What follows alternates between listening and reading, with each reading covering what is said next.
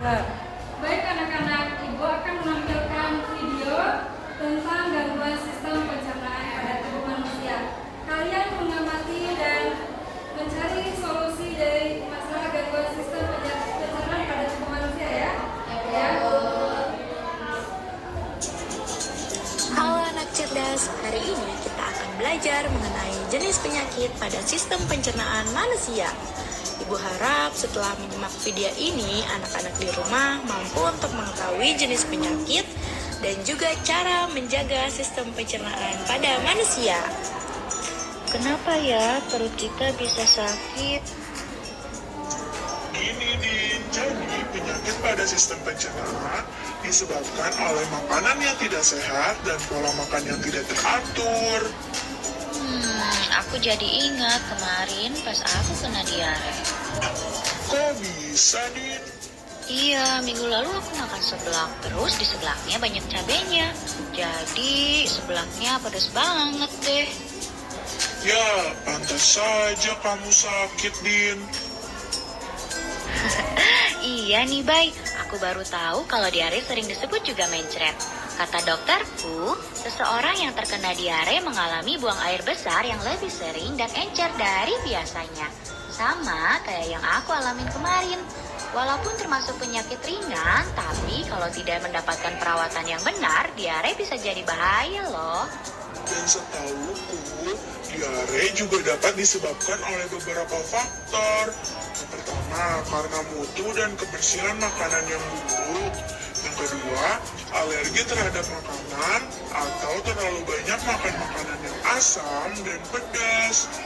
Nah, diare juga dapat menjadi salah satu gejala dari penyakit seperti malaria, campak, cacingan, dan infeksi usus loh. Biar sembuh, dokter menyuruhku minum Oralit. Oralit adalah larutan yang terbuat dari campuran air matang yang diberi gula dan garam. Untunglah kalau kamu udah nggak apa-apa, Din. Nah, kalau aku sih pernahnya kena penyakit mah. Oh alah, kalau itu gimana rasanya, Bay? Jadi, mah adalah penyakit yang menyerang lambung. Nah, penyakit mah itu sering disebabkan karena pola makan yang tidak teratur atau sering terlambat makan. Nah, gejalanya itu adalah perut terasa perih dan mulas jika terlambat makan. Dan saat makan pun perut terasa sakit, kadang rasa mual bahkan muntah. Nah, penyakit mah ini terjadi karena produksi asam klorida yang berlebihan di lambung. Nah, tingginya kadar asam lambung dapat disebabkan oleh makanan yang terlalu asam atau pedas, kopi, maupun alkohol. Oh begitu, berarti kamu harus mengatur pola makanmu. Iya, Din. Tapi ada lagi loh penyakit yang lebih ngeri. Namanya radang usus buntu. Setauku, radang usus buntu adalah penyakit yang disebabkan oleh menumpuknya kotoran di usus buntu, yaitu di bagian umbai cacing, sehingga menyempit. Radangan juga dapat disebabkan oleh infeksi kuman pada umbai cacing. Nah, gejala yang timbul antara lain perut terasa mual disertai muntah, kadang mencret, dan tubuh mengalami demam. Perut bagian kanan bawah terasa sangat nyeri dan akan semakin parah apabila terjadi penekanan atau guncangan, misalnya batuk dan berjalan. Kalau sudah parah, harus menjalani operasi pemotongan umbai cacing loh. Tapi sampai saat ini fungsi dari umbai cacing sendiri belum diketahui dengan jelas. Jadi meskipun umbai cacing telah dipotong, organ pencernaan yang lain tidak akan terganggu. Aku jadi kapok makan sembarangan lagi. Kita memang harus menjaga kesehatan organ pencernaan kita. Ada beberapa tips nih. Yang pertama, harus selalu cuci tangan dengan sabun sebelum makan. Kita harus banyak makan sayur dan buah serta makanan yang berserat. Jangan terlalu sering makan makanan yang terlalu pedas atau asam. Lalu saat makan, makanlah dengan tenang, jangan terlalu cepat, menelan makanan jika belum dikunyah sampai halus. Tujuannya agar kerja lambung menjadi lebih ringan, karena lambung tidak perlu meremas makanan terlalu kuat atau terlalu lama. Setelah makan, jangan lupa banyak minum air putih dan hindari minuman beralkohol dan bersoda. Lalu biasakan tutup makanan yang ada di atas meja makan untuk menghindari makanan tersebut dihinggapi oleh lalat. Oh iya, Din, biasakan juga ya makan secara teratur, yaitu 3 kali sehari, dan hindari telat makan. Hindari juga tempat makan yang kebersihannya tidak terjaga. Yuk mulai jaga kesehatan pencernaan kita.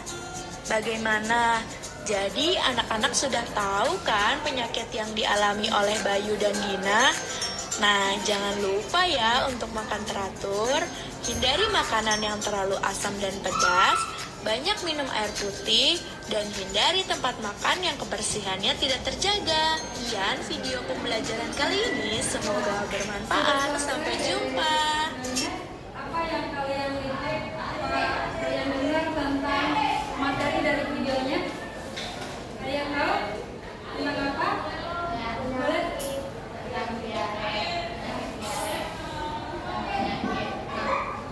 Tepuk tangan untuk selanjutnya penyakit apa lagi? Usus buntu. Tepuk tangan untuk kenapa bisa terjadi penyakit mah, penyakit tiara dan usus buntu tadi? Apa? Karena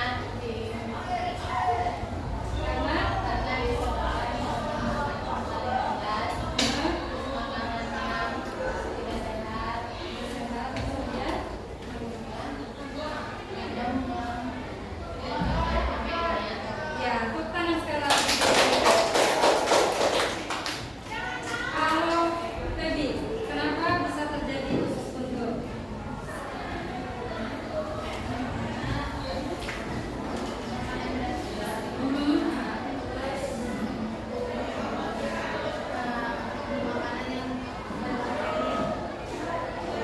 Kemudian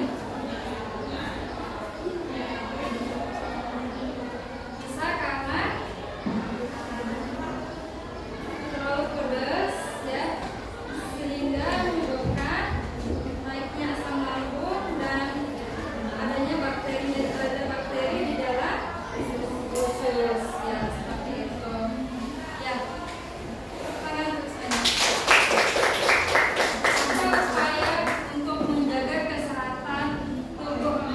Ya, tadi kan jelaskan juga ya, upaya menjaga kesehatan pada sistem pencernaan. Apa upayanya? Ada berapa tadi yang kalian lihat?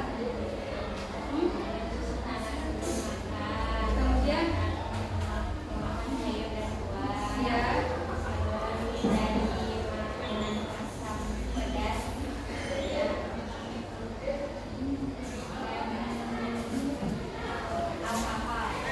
ya, dan tidak minum alkohol dan mengurangi minum yang mengandung kafein. Ya, bisa menghindari stres juga seperti itu.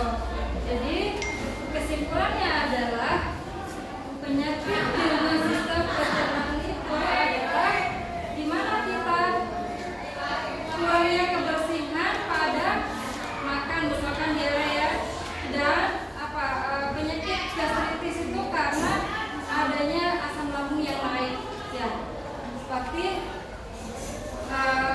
makan makanan yang pedas ya. Baik, Ibu akan membentuk kelompok diskusi pada kalian semua. Ada 5 kelompok ya. Ada 4 kelompok, beranggotakan 5. Jadi Ibu akan memberikan instruksi dulu atau arahan kepada kalian. Jadi ada proyek yang Ibu suruh bikin. Yang pertama adalah menyediakan HPS. Sudah menyediakan HPS? Sudah. Menyediakan HPS ya. Kemudian ada alat tulisnya? Ada alat tulis. Ya.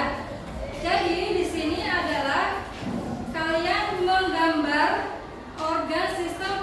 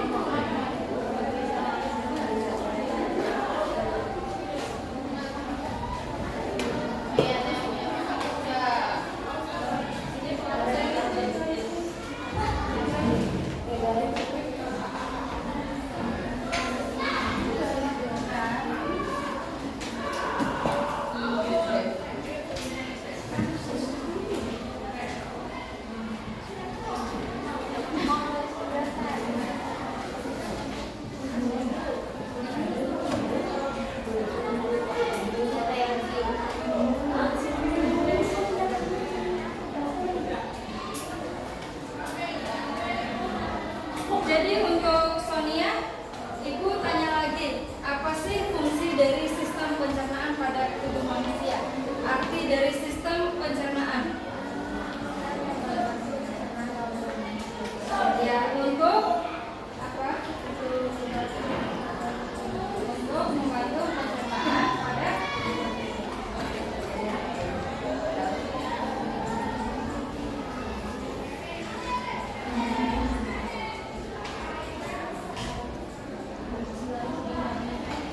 jadi Ibu akan melihat karya-karya seperti ini dari depan, kemudian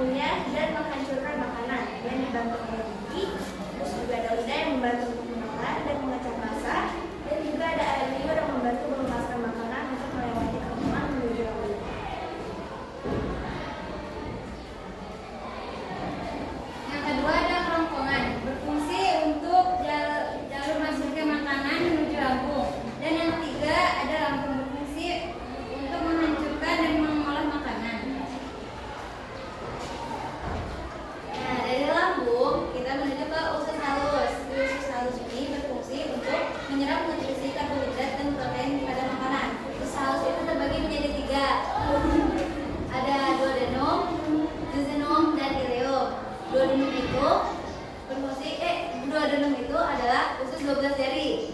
Nah, di situ ada vagisenum. Vagisenum itu usus yang kosong. Di situ ada ilium. Ilium itu tempat penyerapan makanan. Dan setelah usus halus ada usus besar yang berfungsi menyerap kembali vitamin dan mineral dari makanan. Setelah dari usus besar, feses bisa mati. Setelah dari rektum, feses dikeluarkan melalui anus. Sekian presentasi dari kami. Kurang lebih yang mohon maaf. Wassalamualaikum warahmatullahi wabarakatuh. Semuanya bagus semuanya ya. Jadi sekarang alhamdulillah sudah selesai melakukan kegiatan pembuatan proyek ya, yaitu tentang sistem pencernaan pada tubuh manusia. Nah, Ibu mau nanya hari ini bagaimana perasaan kalian setelah melakukan presentasi tadi? Menyenangkan. Apa yang kalian rasakan? Pengetahuan lebih luas.